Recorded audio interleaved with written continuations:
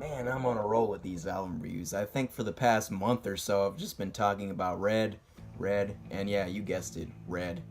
But now we finally get to wrap up the Red discography reviews, and I'm going to be talking about their fifth studio album of Beauty and Rage.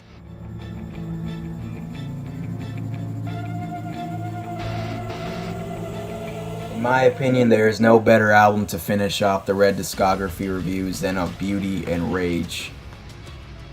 Because seriously, this is one of my favorite albums of all time, and some of the greatest music I've ever heard is on this album. And if you guys are thinking of where this would land on my, let's say, top 20 favorite albums of all time, just know this is definitely in my top 15.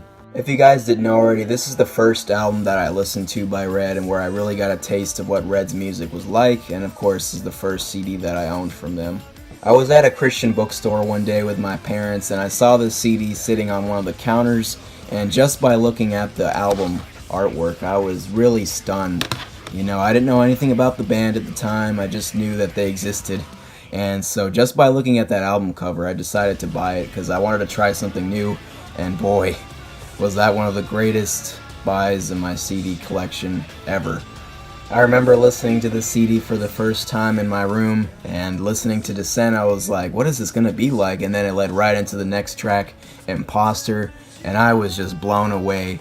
It blew me out of my seat, really. I was thinking, where has this band been all my life? I'm really sad I didn't find them out sooner.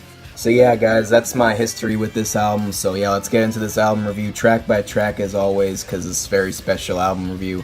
So yeah, let's get into this. Alright, track 1 is Descent, and this is pretty much just a cinematic intro to the album. It shows off what the album is going to be about, and it's called Descent because it's pretty much going downhill, you'll notice that. And it leads right into the next track, which is called Impostor. Now, I was blown away the first time I heard this song, and I still am when I listen to it today. It's just so grandiose and epic, and it's just a great way to start out this album. The song starts out very atmospheric, but then it gets into these nice guitar chords, and it leads right into that epic intro riff. I love the way Michael Barnes sings in this song, especially in the verses where he's like sounds really creepy in the beginning, but then it gets really intense when those guitar riffs and the double bass go. And, you know, he's just singing along there, and his screams in the song are amazing as well. The lyrics are mainly talking about, you know, someone that's going through a rough patch with somebody, I guess, to an extent where they call him an imposter, I guess.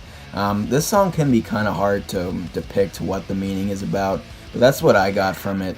And it's just, the lyrics work very well, but this is a very dark song, but I have no problem with that. The thing I love the most about this song is the production. Truly incredible. Rob Graves really needs to be applauded for the production work throughout this song and throughout the whole album, really, because it's just flat out amazing. Next up, we got Shadow and Soul, and guys, oh man, where do I even begin about this song? If you guys didn't know, this is the first song I really fell in love with by Red, and I just kept coming back to this one over and over again, even when I didn't listen to much of Red's music at the time. And what was funny, this is actually Michael Barnes' favorite track on the album, because he said it was a very personal one for him, and I can definitely see that. He sings with so much passion and emotion in the song, it's so hard to deny, and in my opinion, this is Michael Barnes' best vocal performance to date, and I don't think he's ever going to beat it. This song is epic from the first second it starts to the second it ends. It's just a roller coaster of a track. A lot of Muse influences on this song as well, especially in the way Michael Barnes is singing. The song is so diverse that it goes up and down from heavy to loud to soft and melodic, and it goes into that mind-blowing chorus. It's one of my favorite Red choruses ever. The bridge of this song is just brilliant in the fact that it just goes down a little bit, it goes a lot softer, just the piano and the violins, and then Michael Barnes starts to sing again, and then the drums start to kick in, and then it leads into that awesome part of the bridge where it just goes off, and he starts to scream, then he goes back into singing, and oh man, it just gives me an eargasm every time I listen to it. It then leads into the ending of the song, which is pretty much a light piano playing and Michael Barnes singing. And jeez, this is probably my favorite part of the song, just because it lets us off on a somber note and it shows us what we just listened to. We just listened to this big epic song and it just lets us off on this somber note. It's just probably the best thing they could have done on this ending. A perfect ending to a perfect song. And I love the way Michael Barnes is showing off his falsetto abilities on this one as well. Shadow and Soul is one of my favorite songs of all time, easily in my top 3 Red songs of all time as well, and everything about this song is just perfect. End of story. Next up, we got the second single that was released for this album, and it's called Darkest Part. This song is another one of the fan favorites of the band, and a lot of people think of this song as one of Red's best songs, and I can totally agree with that, because this is another one of my favorite songs off the album. This song perfectly represents everything that Red does so well. Soaring vocals, searing guitar riffs, pounding drums, deep lyrics, beautiful strings, and lots of emotion. This song has one of Red's best choruses in my opinion. You can just feel the emotion, the intensity that Michael's trying to get across with the lyrics he's singing. Favorite part of the song would definitely have to be the bridge. That awesome guitar and bass breakdown just blows me away every time, and then Michael Barnes is singing. It covers you, it spills over you, and then it leads right into some light string work, and then it leads right into that chorus again. And then it goes back to that guitar and bass breakdown again, but Michael Barnes is screaming instead. I just love that part so much. It's just a perfect way to end an epic song like this. Next up is Fight to Forget, and this is one that really had to grow on me because I wasn't really into this song the first couple of times I heard it. I guess I just thought it was too angry. I wasn't really into much angry music back then. The song did eventually grow on me over time, and now I love it a lot.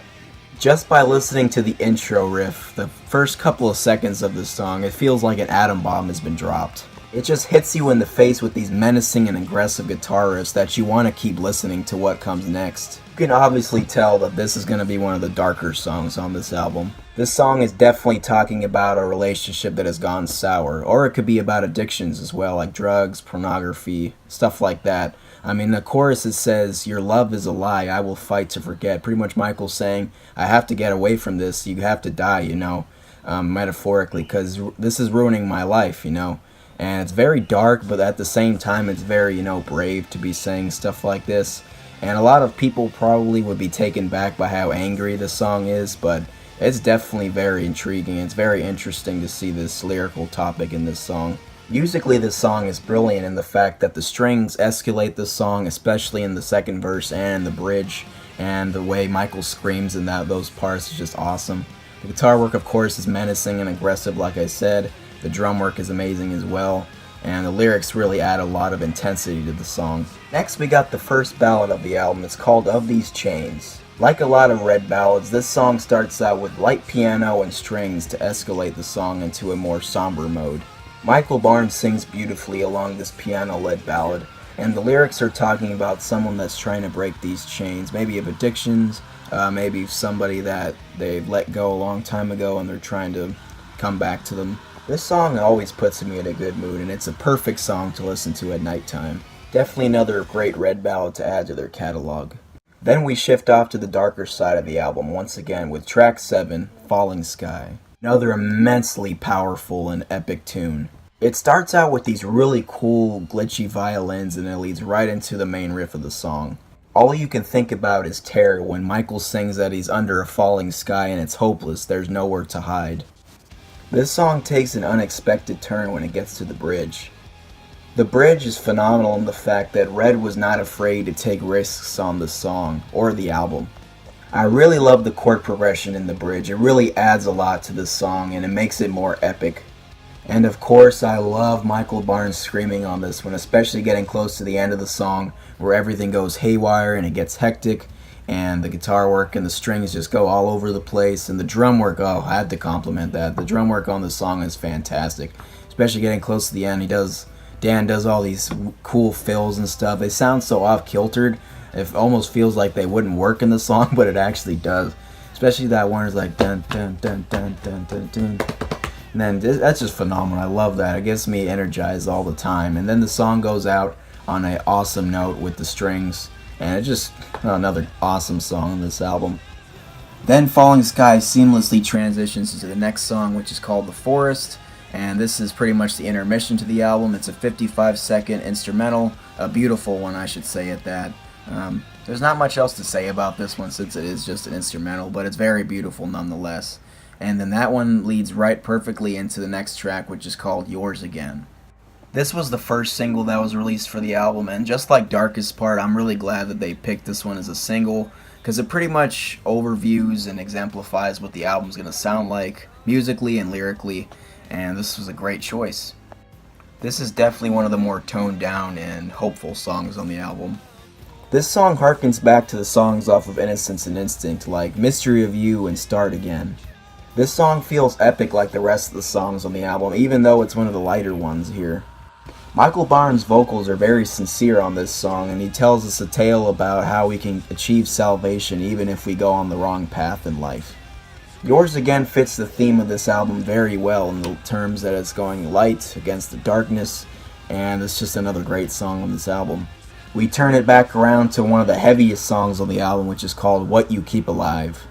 Now, I may overuse the word favorites for this album, but seriously, this is another one of my favorites on the album. This is another very dark, brooding, heavy, epic song that'll give you chills on the back of your spine. Anthony and Randy Armstrong did an amazing job on this song. The guitar and bass work is just phenomenal. It gets stuck in my head every time I listen to the song, and it stays in my head all day long, and I just can't get enough of it. Michael Barnes' vocals on this song are all over the place. At one point he's just singing normally like always, other points he's screaming his lungs out, and close to the end of the song he shows off his gentle falsetto abilities. It's truly incredible to see how talented Michael Barnes is as a vocalist. It just amazes me how Red can make a really heavy song and then still keep it melodic at the same time. It's just like the title of the album, of Beauty and Rage. There's the rage in this song and there's also beauty. And Red are the kings of doing that, seriously. They make a really heavy song and it's still very beautiful and melodic at the same time. The song ends out with the bang of these heavy guitar riffs and then it just goes right to the ending. Truly an amazing way to end the song. Next one is another heavy one on the album, and of course it's one of my favorites. It's probably my top 3 of the album, and it's called Gravity Lies. The song starts out with a bang when they open up with these blistering heavy guitar riffs and this pounding drum beat. I could listen to this part all day long. Seriously, these riffs are so infectious and I just can't get enough of them. Red takes us in a different direction when we get to the verses of this song, and I love that part because it really gives me a lot of Muse vibes. Just like the earlier Shadow and Soul, this song is fluctuating and drastically changing so much like a roller coaster. It really shows how great Red is and shows the depth of their sound. Just like the last song I talked about, What You Keep Alive, this song shows off brilliantly that Red can mix heavy and beautiful and melodic at the same time. The chorus of this song is just amazing. The way Michael Barnes is singing the chorus and the strings and the heaviness of the guitars and the drums pounding away, it's just astounding at how Red was able to connect all these different things together and make it sound this good. It just blows my mind. Everything about this song is just incredible, and this is probably one of my favorite Red songs of all time. Next track is Take Me Over, and this one we tone it down a bit, even though it's still a very hard rock type song. It's much more radio friendly than the rest of the tracks on the album. It's kind of like Yours Again in a way. The song starts out with these roaring guitar riffs and these pounding drums, and this song really reminds me of In My Remains from Linkin Park. Definitely because it's probably in the same key as that song, but it's somewhat similar, but this song is very much different in the lyrical content. Even though the song is a lot lighter than the rest of the songs on this album, I believe the lyrical content is where this song gets its strength from. And Michael Barnes singing, of course. This song is mainly talking about a person that's calling out to God and asking them to change their lives for the better. It feels like a redemption song in many ways. Here, I want to share with you guys some of my favorite lyrics on the song. It comes in the second verse, where it says, "Echoes in the night, like a melody it's haunting me. But then I meet your eyes with the fire of a rising sun." It's very poetic. I really love the way they put these lines together, and it just shows how passionate Red is when they're writing lyrics. There's just something about the way Michael Barnes is singing this song. He sounds so haunting and very melodic, and the way he sings "Do You Believe a Life Can Change," that really echoes with me, and it feels like it's coming from the soul. A very hopeful and captivating song overall. Next up we got the Ever, and this is probably the most diverse song on the album. There's a lot of interesting production choices on this song. I love how Rob Graves was able to experiment on this song, and I think it adds a lot to it. I always thought of this song as like the title track for the album, just because it says a Beauty and Rage a couple times in the song, and it's part of one of Red's comic book series, so yeah, there's that. Just like the song before, Take Me Over, the Ever sounds more like a redemption type song, especially because the lyrics talk about, you saw more, you saw my deepest part with the light of 1,000 stars, and I can breathe again. There are parts of this song where I'm not crazy about, but I still think this is a really great song overall. Track 14 is called The Part That's Holding On. And wow, what a great song this is. Emotionally, this song is probably the best on the album. There's just so much depth in this song with the lyrical content, the instrumentation, Michael Barnes' angelic vocals. Everything that plays together makes this song amazing. Even going through an album like this, where it constantly changes from the darkness to the light, it's like a big lifelong story, or a journey I should say, and pretty much this person keeps going through all these different emotions like anger, to joy, to sorrow, to happiness, and the part that's holding on really exemplifies what this whole album is about. In my opinion, this song is talking about this person that's going down this road of salvation and redemption, and he's going to keep holding on to God, and he's never going to let him go, and that's the part that's holding on for him, and it's very spiritual and deep, and I love that about it. I also love the chord progression in this song and how the melodies switch off and on and change in different directions, and of course Michael Barnes sounds amazing throughout the entire song. It's such a perfect and emotional tune. I'm so glad they chose this as a closer because I couldn't think of any better song to close this album than this one. But wait, we have one more song to talk about, and it's called Ascent. Pretty much like Descent, except this one, instead of feeling like it's a horror movie, this one feels like it's going up. And it feels very victorious, and we know, of course, at the ending of this album it's very hopeful, and the light has conquered the darkness yet again. Whew. We've finally come to the end of the album and the end of this review. And guys, I don't know what else to say. What else can I say about this album that already hasn't been said? I can safely say this is some of the best music I've ever heard in my lifetime. You can tell that the band put everything that they had into this album. Their heart, their soul, all their talents and everything that they could ever imagine. It's just all here. This album is pretty much flawless from front to back, and I can't think of anything that I don't like about this album, because everything works perfectly. Now, is it my favorite Red album? Well, like I said in my Innocence and Instinct review, I said that was my favorite Red album, but seriously, this one's probably tied with that one as of now. When I do my ranked reviews for Red's discography in the future, you'll definitely see what my #1 favorite Red album, but as of now, they're pretty much tied. And it's extremely hard to pick a favorite. Red took a lot of risks with this album, and they succeeded in doing that. This is Red's magnum opus, and this is one of my top 15 favorite albums of all time. I just cannot give this album enough praise. Now, obviously, if you watch this whole review, you probably know what rating I'm going to give this album. It's going to be very strong, 5 out of 5, one of the strongest 5s I will ever give. It earns the masterpiece score, and it's a classic album in my book. And I cannot recommend this album enough. If you've never heard this album, please go listen to it. You're missing out on a lot if you don't. And if you've heard this album and you don't like it, please go listen to it again. I bet you'll change your mind. And if you don't change your mind after that next listen, then I don't know what else to say to you. I feel sorry for you. But hey, everyone's got their opinions, so it's fine. But anyways, guys, thanks for watching these reviews, these Red reviews. I worked pretty hard on these, putting my thoughts and emotions into this. Because Red's my favorite band so far, so I really love to talk about these guys, and finally I don't have to talk about them as much now, since the discography reviews are over, and thanks for watching, guys. Some more videos will be coming in the future, and thanks for watching. See you guys in the next one. It was right in front of me. The memories follow